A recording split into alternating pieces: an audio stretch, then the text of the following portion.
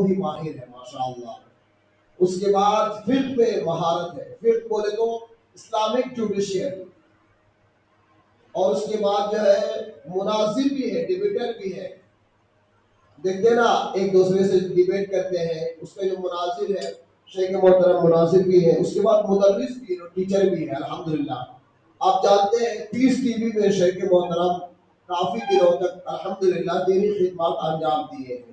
کیا نام بولے ہم؟ رضا اللہ عبد الکریم, فضل الشیخ رضا اللہ عبد الکریم.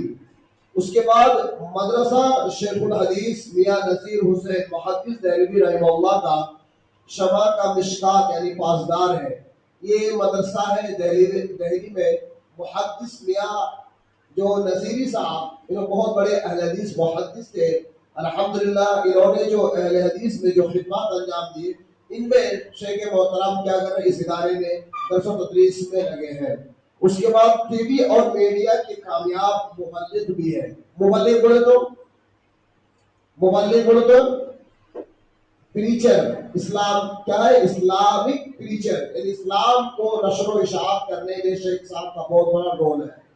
اس کے بعد شیخ محترم علمی خطبات کے مناظرات کیا ہے, تشریح اور اشارات میں ایکسپرٹ ہے الحمدللہ. شیخ محترم نے کافی مصروفیتوں اور مشغولیتوں کو چھوڑ کر آپ کے سامنے روبرو ہوئے ہیں.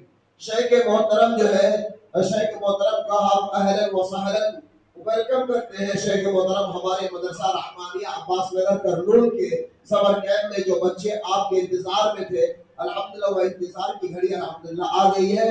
اور شیخ محترم سے درخواست ہے کہ شیخ محترم کا جو عنوان ہے,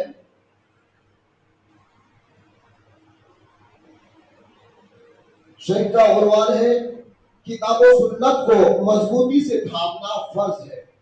کتاب و سنت یعنی قرآن اور حدیث کو مضبوطی سے تھامنا فرض ہے.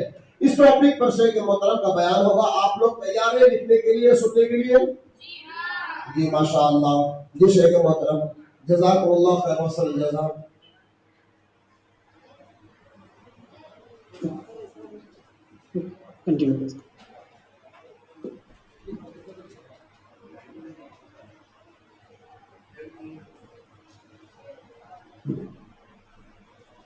الحمد لله رب العالمين والصلاة والسلام على سيد الأنبياء والمرسلين نبينا محمد وعلى آله وأصحابه أجمعين ومن تبعهم بإحسان إلى يوم الدين. أما بعد. عزیز طلبہ, آپ کے اس سمر پروگرام میں آج ہم جس موضوع کے تعلق سے کچھ باتیں کریں گے اور آپ کو قرآن و سنت پر مبنی جس تعلیم سے روشناس کرائیں گے, اس کا موضوع ہے قرآن و سنت کو مضبوطی سے پکڑے رہنا فرض ہے. یہ جو اس میں دو تین لفظ آئے ہیں, پہلا لفظ ہے کہ قرآن و سنت کو, تیسری بات ہے مضبوطی سے پکڑنا, اور تیسری بات ہے کہ فرض ہے. اس کا مطلب کیا ہے عنوان کا؟ اس عنوان کا مطلب ہے کہ اگر آپ دین اسلام کو مانتے ہیں,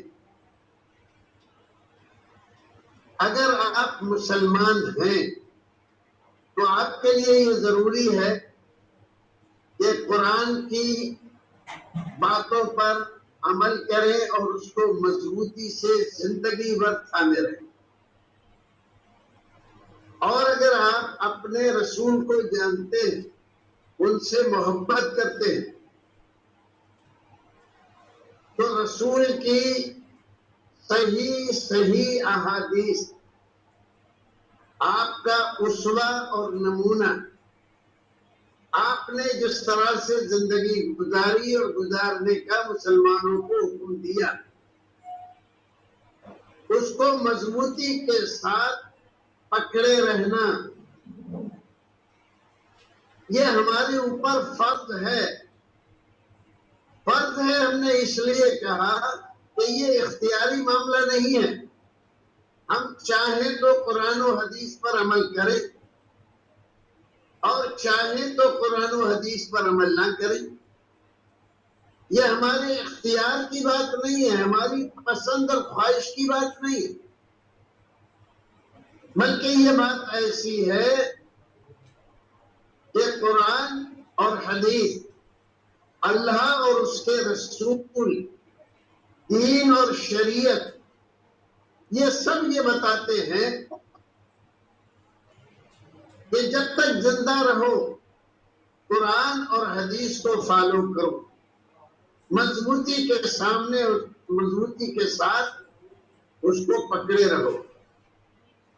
اگر تم نے ایسا کیا، زندگی بھر قرآن اور حدیث کے مطابق اپنی عبادات، اپنے معاملات اور اپنے رشتہ داریاں، ناطے داریاں، تعلقات، ان تمام کو اگر آپ نے قرآن اور حدیث کے مطابق نبھایا، اس کے مطابق چلے، تو اس کا مطلب یہ ہے کہ آپ سچے مومن اور مسلمان ہو۔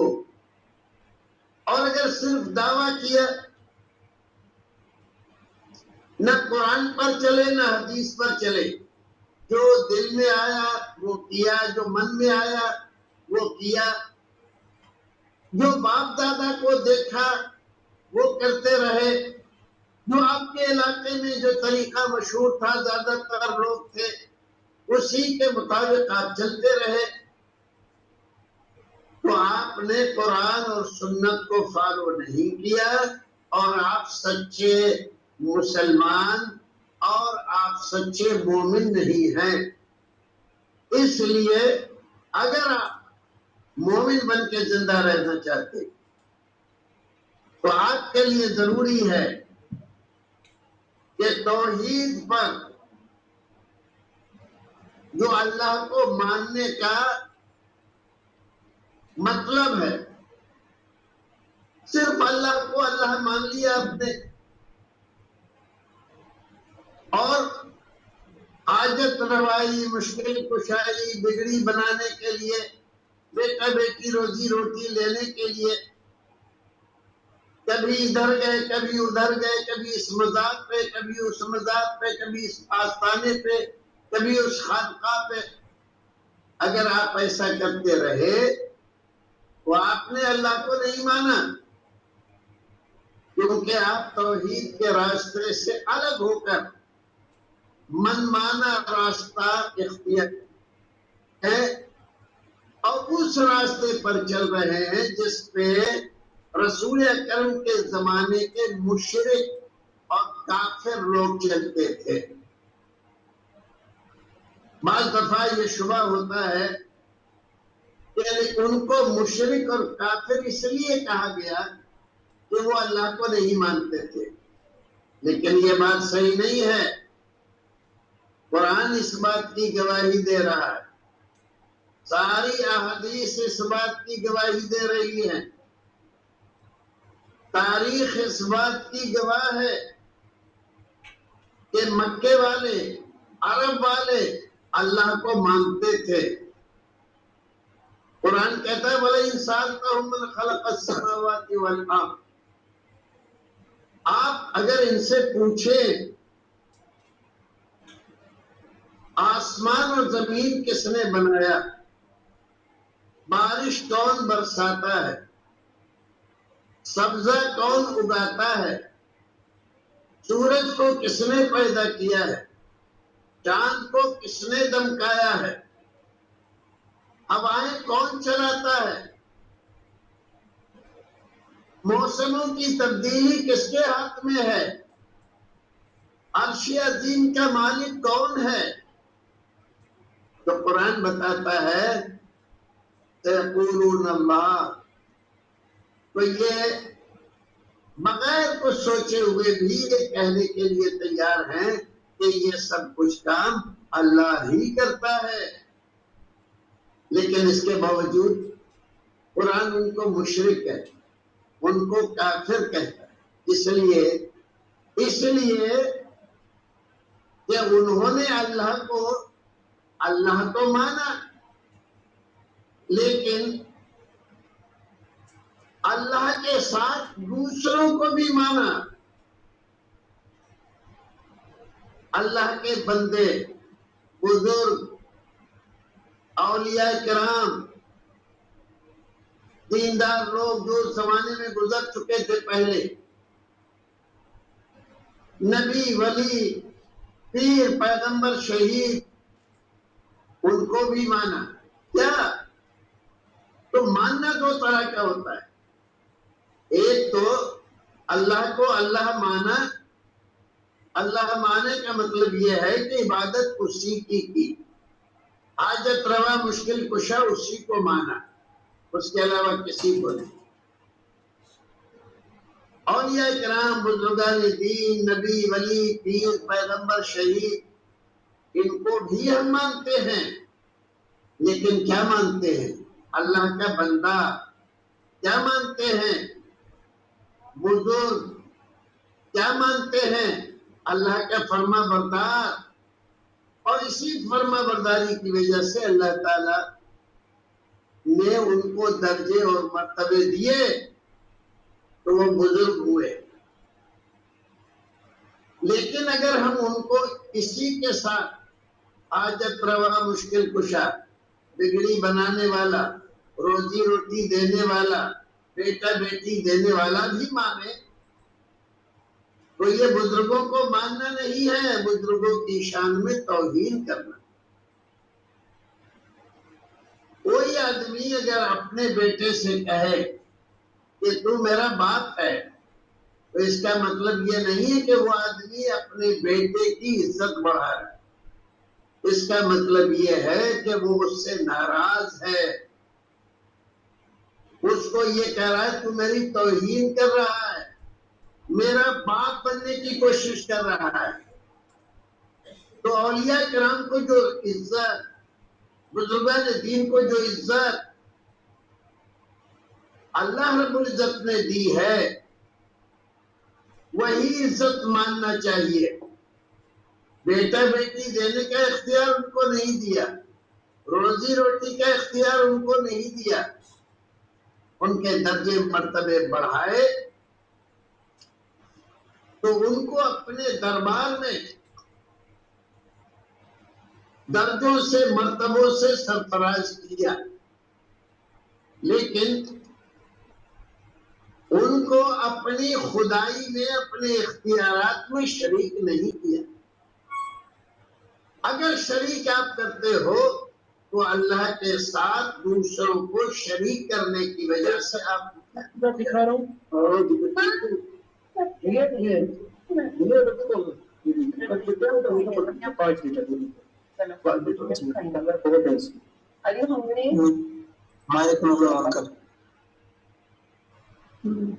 بھائی مائک بند کرو۔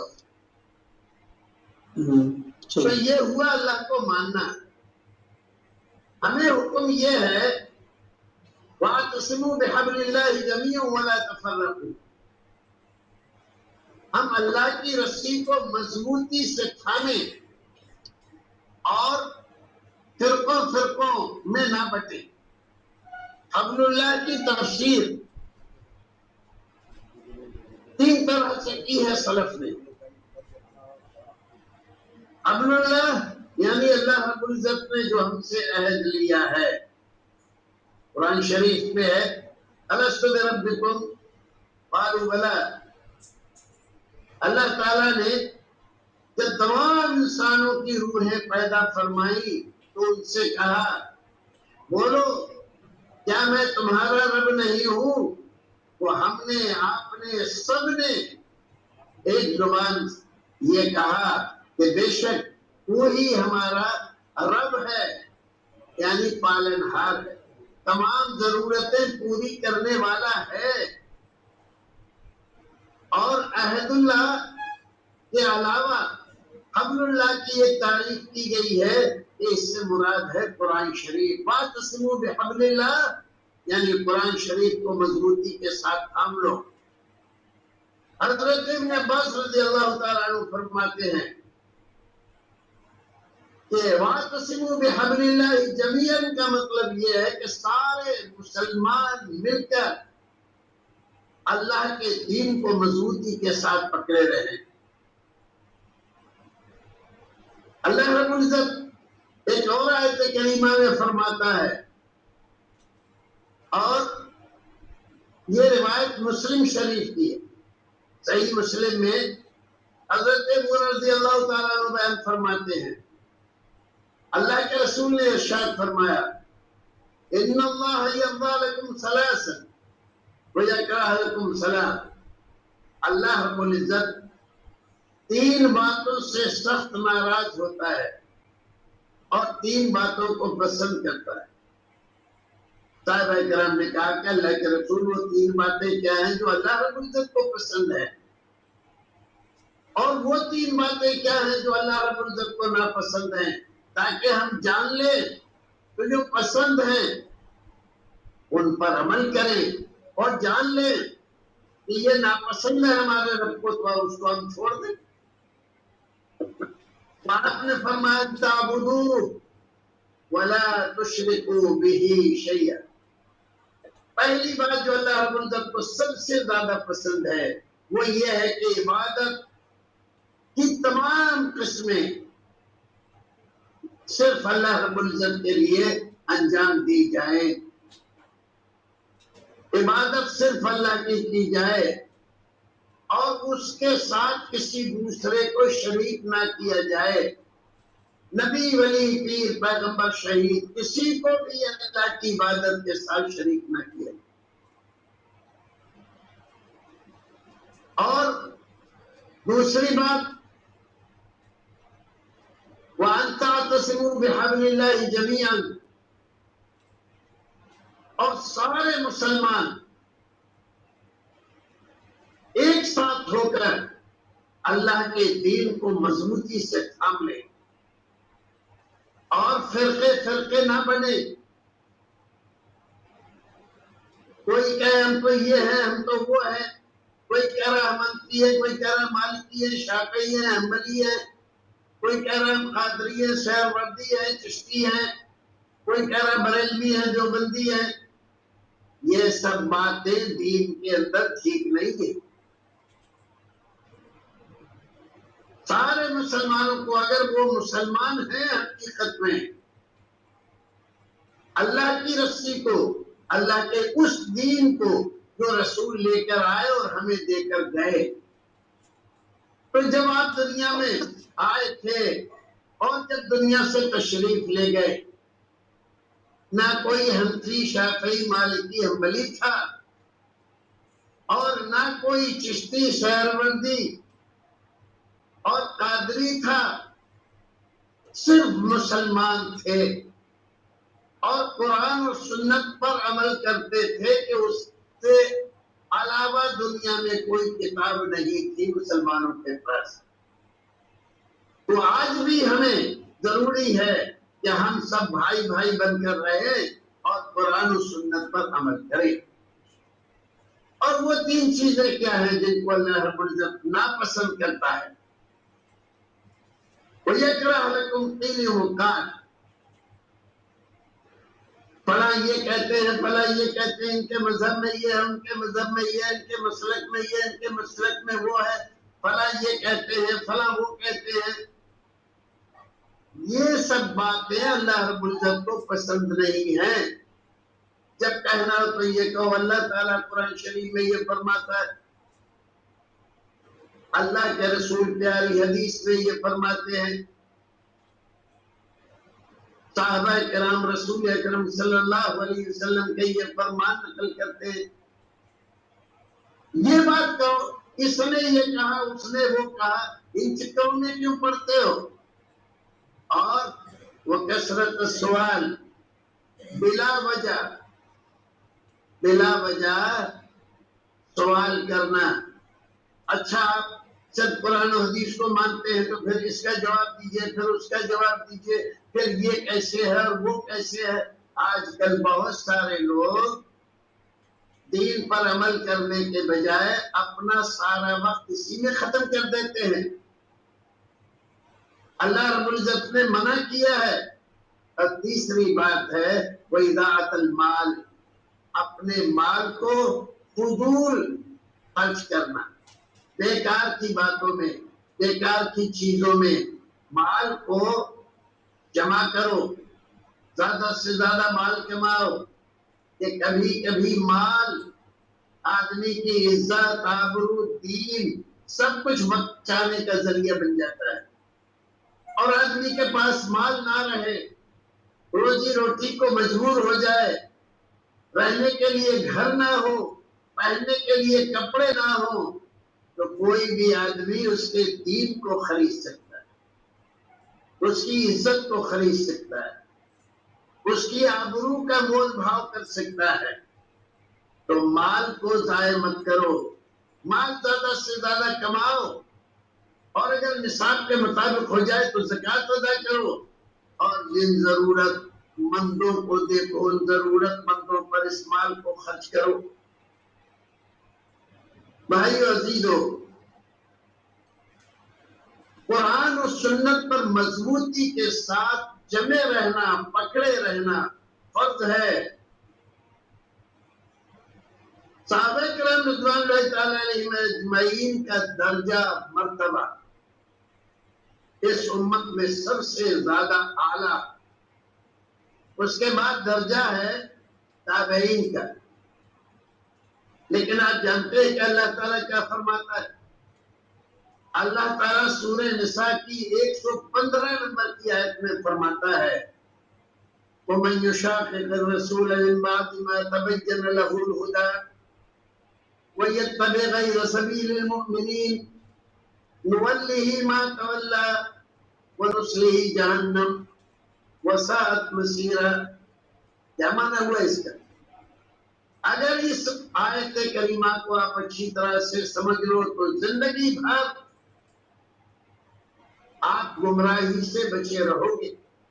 اللہ تعالیٰ فرماتا ہے وَمَن يُشَاقِقِ الرَّسُولَ، اور جو میرے نبی سے الگ ہو کر رہتا ہے، مخالفت کرتا ہے نبی کی بات پر دھیان نہیں دیتا، ادھر ادھر کے لوگوں کو فالو کرتا ہے. مِن بَعْدِ مَا تَبَيَّنَ لَهُ الْهُدَىٰ، اس کے بعد کہ ہدایت کا راستہ اس کو پتہ چل گیا ہے کہ ہدایت کا راستہ یہ ہے. اور وہ راستہ کیا ہے؟ نبی کا راستہ. نبی کا راستہ ہدایت کا راستہ ہے. ہر جمعے کے اندر آپ سنتے ہو خطیب کہتا ہے وَخَيْرَ الْهَدِيِ هَدِيُ مُحَمَّدٍ، تمام راستوں میں بہتر راستہ، اچھا راستہ، سیدھا راستہ، افضل راستہ نبی کا راستہ ہے. جہاں تک نبی کی بات ہمیں ملتی ہے ہمیں کسی اور کی طرف نہیں دیکھنا چاہیے. یہی اس آیت کریمہ میں کہا گیا وَيَتَّبِعْ غَيْرَ سَبِيلِ الْمُؤْمِنِينَ، نبی کے راستے سے الگ ہو جائے. جبکہ نبی کا راستہ اس کو پتہ ہو گیا ہے، اور پھر مومنین کے راستے کے برخلاف چلے. جس راستے پہ مومنین چلتے تھے اس راستے کو چھوڑ کر دوسرا راستہ اختیار کرے. جب یہ قرآن شریف نازل ہو رہا تھا تو اس زمانے میں مومنین کون تھے؟ اس زمانے میں مومنین تھے صحابہ کرام. تو اللہ تعالیٰ کیا کہہ رہا ہے کہ میرے نبی کا راستہ اور نبی کے راستے پر چلنے والے صحابہ کرام کا راستہ، جو آدمی اس کو فالو کرتا ہے اور زندگی بھر اس کو پکڑے رہتا ہے، وہی آدمی کامیاب ہوتا ہے۔ لیکن جس نے نبی کی راستے کی مخالفت کی، مومنین کے راستے کو چھوڑ کر چلا، نولیہ ما تولی، تو ہم اس کے لیے جدھر وہ جا رہا ہے جانے دیں گے، راستہ آسان کر دیں گے، روکیں گے نہیں، زبردستی نہیں کریں گے اس کے اوپر۔ لیکن جانتے ہو کہ پھر یہ راستہ جائے گا کہاں؟ نولیہ ما تولی، یہ نبی کا راستہ چھوڑ کر، صحابہ کرام کا راستہ چھوڑ کر جس راستے پہ چل رہا ہے، یہ راستہ جہنم کا راستہ ہے۔ وَنُصْلِهِ جہنم، اس کو ہم جہنم میں جلائیں گے، سزا دیں گے۔ وَسَاءَتْ مَصِیرًا، اور سب سے برا راستہ ہے۔ بھائیو عزیزو، میرے بچوں، اس بات کو اچھی طرح سے سمجھ لو کہ یہ آیت کریمہ سورہ نساء کی، جس کا نمبر 115 ہے، ہمیشہ یاد رکھو، اور یہ بات اپنے دل میں بٹھا لو کہ نبی کا راستہ اور نبی جس راستے پر چلتے تھے اسی راستے پر چلتے تھے صحابہ کرام۔ صحابہ کرام کا راستہ، نبی کچھ فرماتے، اللہ تعالیٰ قرآن شریف میں کچھ فرماتا تو صحابہ کرام اس کو سمجھتے تھے، اور اگر نہیں سمجھ میں آتا تھا تو پوچھتے تھے، تب اس راستے پر چلتے تھے۔ تو سب سے زیادہ دین کو، قرآن کو، فرمان رسول کو سمجھنے والے صحابہ کرام ہیں۔ آج اگر کوئی چاہتا ہے کہ وہ ایسے راستے پر چلے جو راستہ سیدھا جنت کو جاتا ہو، تو وہ راستہ ہے صحابہ کرام کا، وہ راستہ ہے اللہ کے رسول کا۔ اسی لیے کسی شاعر نے کہا، مسلک سنت پہ اے سالک چلا جا بے دھڑک، مسلک سنت پہ اے سالک چلا جا بے دھڑک، جنت الفردوس کو سیدھی گئی ہے یہ سڑک۔ تو یہ راستہ سیدھا جنت کو جاتا ہے، اور اس راستے پر چلنے والے آخرکار جنت کو پہنچ جاتے ہیں۔ ایک اور حدیث رسول اکرم صلی اللہ علیہ وسلم کی، حضرت عبداللہ بن مسعود رضی اللہ تعالیٰ عنہ بیان فرماتے ہیں، اور یہ حدیث رسول اکرم صلی اللہ علیہ وسلم کی صحیح ترین حدیث ہے، اور اس حدیث کو روایت کیا ہے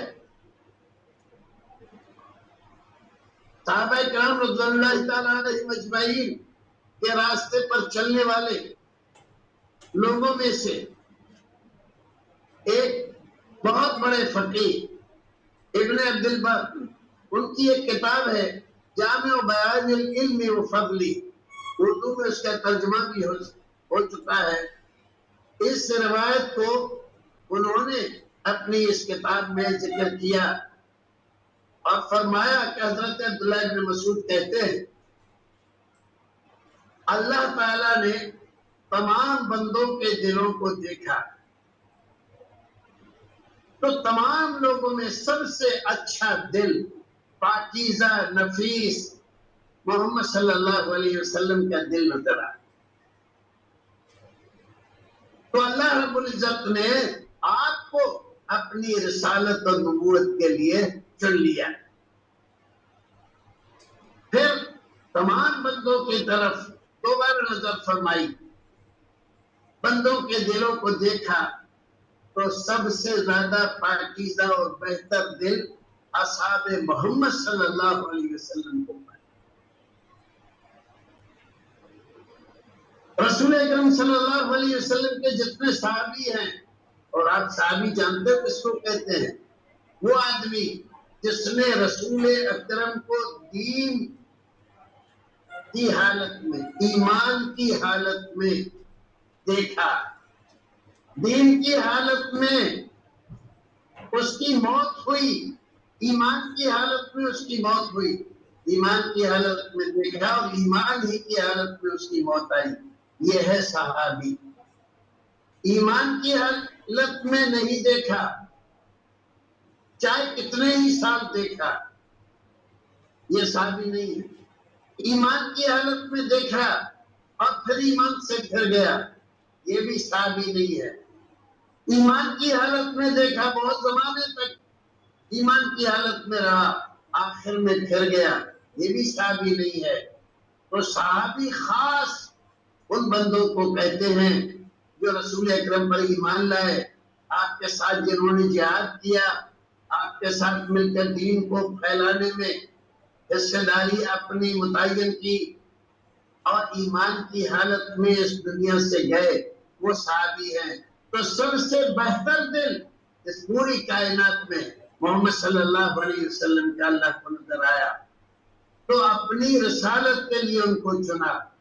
پھر سب سے بہتر دن سارے انسانوں میں صحابہ کرام کا نظر آیا، تو اللہ رب العزت نے اپنے نبی کی جانثاری کے لیے، ان کی صحبت کے لیے اللہ تعالیٰ نے صحابہ کرام کو چنا۔ یقاتلون عن دینہ، اور پھر فرمایا حضرت عبداللہ بن مسعود نے، بس جس آدمی کو تمنا ہو اس بات کی کہ وہ سیدھے سنت کے راستے پر چلے، تو ان کے راستے پر چلے جو انتقال کر گئے صحابہ کرام میں سے، اس لیے کہ جو زندہ ہے وہ کب فتنے میں مبتلا ہو جائے گا کوئی نہیں جانتا۔ محمد صلی اللہ علیہ وسلم کے ساتھی کانوا افضل هذه الامہ، اس امت کے سب سے افضل ترین لوگ تھے اور سب سے نیک دل تھے اور سب سے گہرا علم رکھتے تھے اور بیکار کی تکلف بازی میں نہیں پڑتے تھے۔ ان کو اللہ رب العزت نے اپنے نبی کی صحبت کے لیے چنا، اپنے دین کے برپا کرنے کے لیے، دین کی نشر و اشاعت کے لیے ان کو چنا۔ فَاعْرِفُوا لَهُمْ فَضْلَهُمْ وَاتَّبِعُوهُمْ عَلَىٰ آثَارِهِمْ، تب دیکھو، یاد رکھو ان کے فضل، ان کے درجے مرتبے کو پہچانو اور ان کے نقش قدم پر چلو۔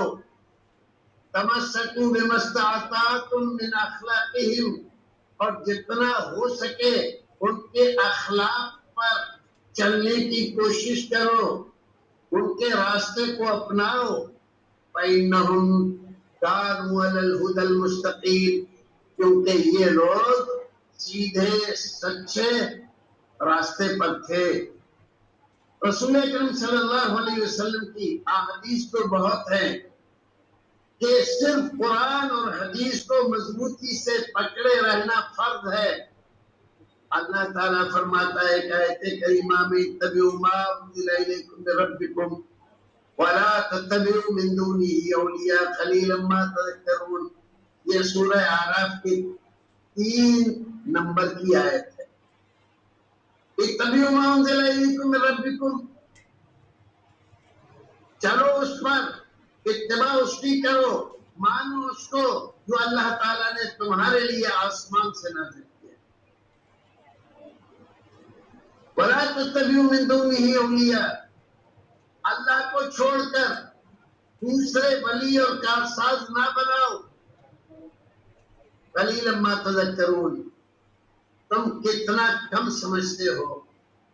اللہ رب العزت نے یہ بات ہمیں بتلائی ہے کہ ہمارے لیے سب سے ضروری بات یہ ہے کہ جو کچھ اللہ تعالیٰ نے آسمان سے نازل کیا، قرآن کی شکل میں، حدیث کی شکل میں نبی کے اوپر نازل فرمایا، ہم اس کو پکڑے رہیں مضبوطی کے ساتھ، یہ فرض ہے ہمارے اوپر۔ ایک اور آیت کریمہ میں اللہ رب العزت فرماتا ہے ثم جعلناک علی شریعۃ من الامر فاتبعها، اے نبی ہم نے آپ کو ایک شریعت اور ایک دین دیا ہے، اسی کے مطابق زندگی گزاریے۔ وَلَا تَتَّبِعْ أَهْوَاءَ الَّذِينَ لَا يَعْلَمُونَ، اور بے علموں جاہلوں کی خواہشات کی پیروی مت کیجیے۔ آپ سے مطالبہ کرتے ہیں یہ کر دیجئے، وہ کر دیجئے، ایسا لے آئیے، ویسا لے آئیے۔ یہ بات آپ کو کبھی بھی آپ کے پاس نہیں آنی چاہیے، نہ ایسی تمنا ہونی چاہیے۔ رسول اکرم صلی اللہ علیہ وسلم فرماتے ہیں، امام ابو عبداللہ الحاکم اپنی کتاب مستدرک الحاکم میں فرماتے ہیں، ابو ہریرہ رضی اللہ تعالیٰ عنہ نے ارشاد فرمایا، نبی اکرم صلی اللہ علیہ وسلم کہا کرتے تھے، انی قد ترکت فیکم شیئین، میں دو چیزیں تمہارے اندر چھوڑ کر جا رہا ہوں، لن تضلوا بعدہما، اگر تم ان دونوں کو پکڑے رہے ہو تو کبھی گمراہ نہیں ہوگے۔ وہ دو چیزیں کیا ہیں؟ کتاب اللہ و سنتی، ایک اللہ کی کتاب اور دوسری میری سنت۔ بچوں ایک بات اور سمجھ لو، بعض لوگ سنت اور حدیث میں فرق کرتے ہیں، اور یہ سب سے پہلے یہ شوشہ قادیانیوں نے نکالا ہے، جو گمراہ فرقہ ہے۔ جو اللہ کے رسول کی سنت ہے وہی رسول اکرم کی حدیث ہے، اور محدثین کرام سنت اور حدیث میں فرق نہیں کرتے ہیں، کیونکہ رسول اکرم صلی اللہ علیہ وسلم کی حدیث یعنی آپ کا قول، آپ نے جو کچھ فرمایا، آپ کا فعل جو کچھ کر کے دکھایا، آپ کی تقریر جو کچھ صحابہ کرام نے آپ کے سامنے کیا اور آپ نے اس سے منع نہیں فرمایا، یہ حدیث کہلاتا ہے، اور یہی سنت رسول ہے۔ دوبارہ کنٹینیو کرنا پڑے گا، ہاں؟ میٹنگ دوبارہ جوائن کرنا پڑے گی، ہاں، ٹھیک ہے، تھوڑی کٹ ہو دیر رہی کے ہے۔ لیے